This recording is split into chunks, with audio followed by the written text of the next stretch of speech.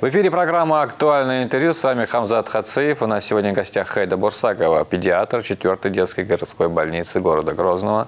Хайда Маршио, Даликхау. Мы часто в последнее время говорим о различных вирусах и заболеваниях. Но когда это касается детей и наших детей, это особо трогает нас. И в связи с этим мы хотели бы задать вам несколько вопросов. Хайда, почему так важно в детстве, в самом подрастающем возрасте ребенка защитить от различных болезней и вирусов? Хотелось бы отметить то, что вакцинация – это первая линия защиты ребенка от всех вакциноуправляемых инфекций. Вакциноуправляемые инфекции – это те инфекции, которые не имеют определенного специфического лечения. В этом и заключается отличие от других инфекционных заболеваний. Вакцинация – это эффективный и безопасный метод защиты детей от некоторых инфекционных заболеваний, которые приводят к тяжелым осложнениям, к инвалидности и летальному исходу. И вот благодаря массовой вакцинации вырабатывается коллективный иммунитет, и в свою очередь ребенок защищается от всех или иных, от этих вакциноуправляемых инфекций. Именно благодаря достижениям в области иммунизации ваш ребенок может быть защищен от многих вакциноуправляемых инфекций, таких как паротит, эпидемический паротит, корь, гемофильная инфекция, гепатит А, полиомиелит, коревая инфекция, от ветряной оспы. То есть это те инфекции, опять-таки повторюсь, которые не имеют специфического лечения. И иммунитет у всех детей разный, то есть иммунная система разная. Не всегда, к сожалению, инфекция протекает в легкой степени тяжести. То есть есть еще средняя, средне-тяжелая, тяжелая степень тяжести. И, к сожалению, исход тоже бывает разным.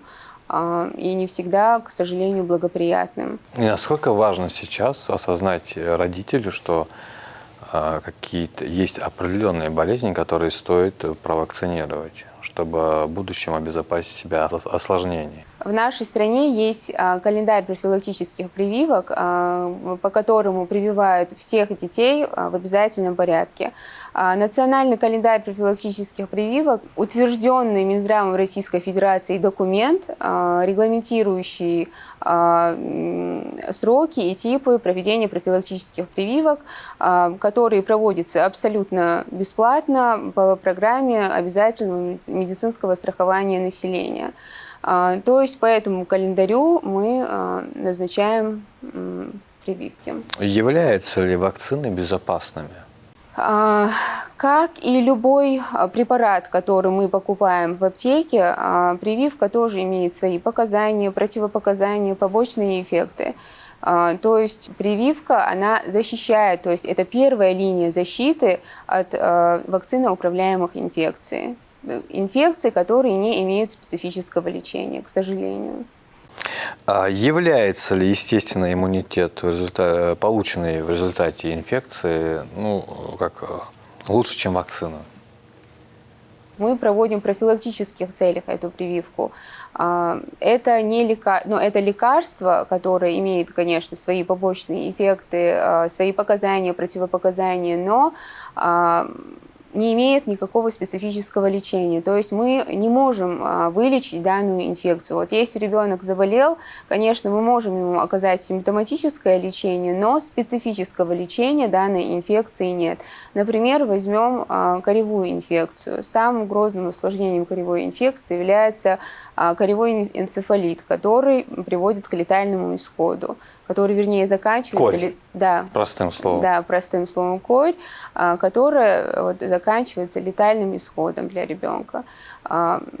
Жалко то, что родители не понимают, что эта инфекция, она опять-таки вакциноуправляемая. Скажи, Хайда, многое ли зависит от гигиены? Многие родители ошибочно считают, что благодаря гигиеническим процедурам, благодаря мерам, которые они предпринимают по отношению к детям, с помощью гигиенических процедур, они могут предупредить, предостеречь своих детей от этих инфекционных заболеваний. Это мнение ошибочно, так как если человек заразится, то есть гигиенические процедуры, которые были предприняты, да, по отношению к нему, то есть они не помогут ему избавиться от самого заболевания.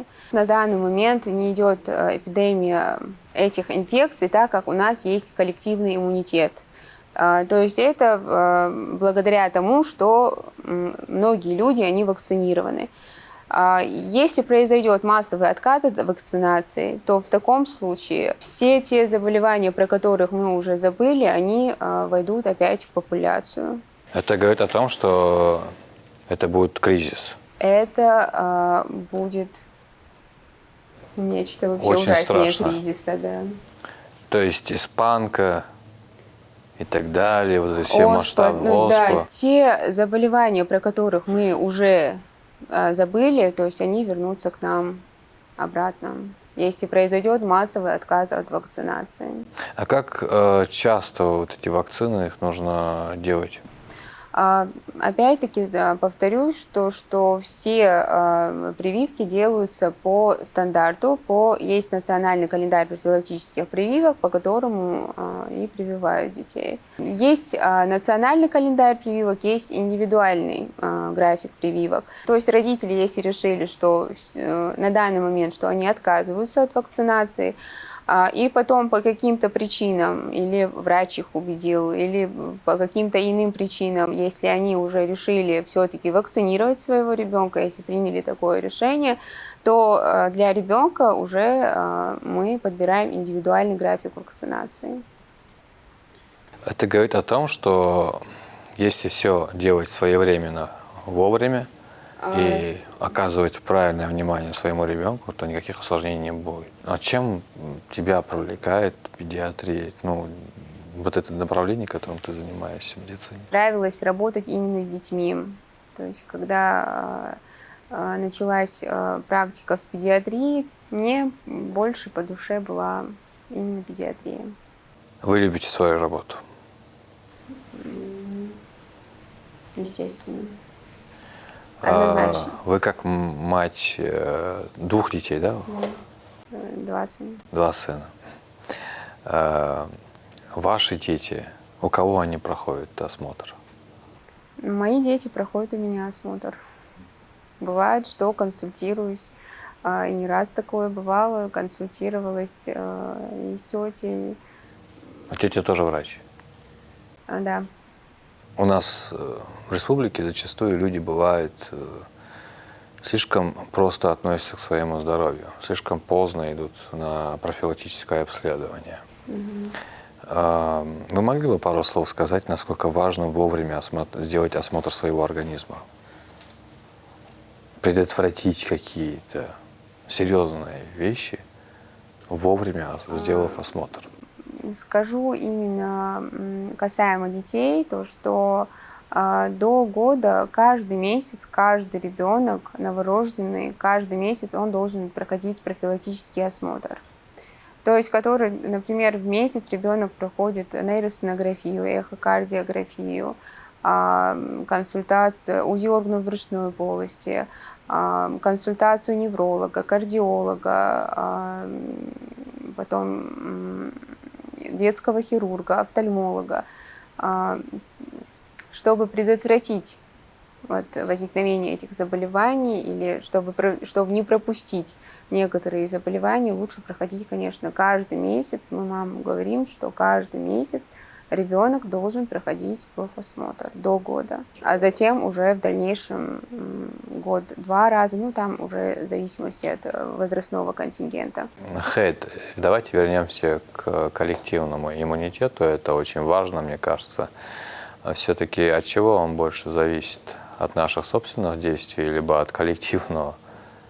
Каждый сам должен за себя решать. Если достаточное количество людей в вашем сообществе были вакцинированы, то в результате этого вырабатывается коллективный иммунитет.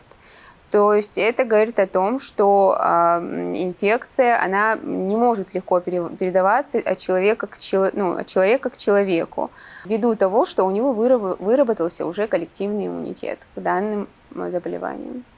Прекрасно. Это значит, говорит о том, что общество должно более масштабно и более осознанно подходить. Подходить к теме вакцинации. А есть еще очень важная статистика по коре. То есть одна прививка от кори, она предотвратила около 20 миллионов случаев смерти с периода с 2000 по 2017 года. Хейт, скажи, пожалуйста, а организм ребенка может перенести определенное вот это количество вакцин? Многие родители обеспокоены тем, что множественная вакцинация или иммунизация, она может перегрузить иммунную систему ребенка. То есть на самом деле ребенок каждый день сталкивается с новыми инфекциями.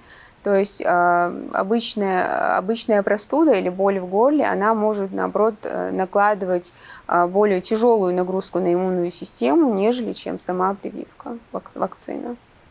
И я думаю, на этой хорошей и правильной ноте, которая нам говорит о важности вакцинации, мы можем с вами закончить нашу сегодня программу. И я хочу вас, Хайда, поблагодарить за время, которое вы потратили вместе с нами, рассказывая нашим зрителям о важности вакцинации наших детей и о том, что какова все-таки роль вакцинации.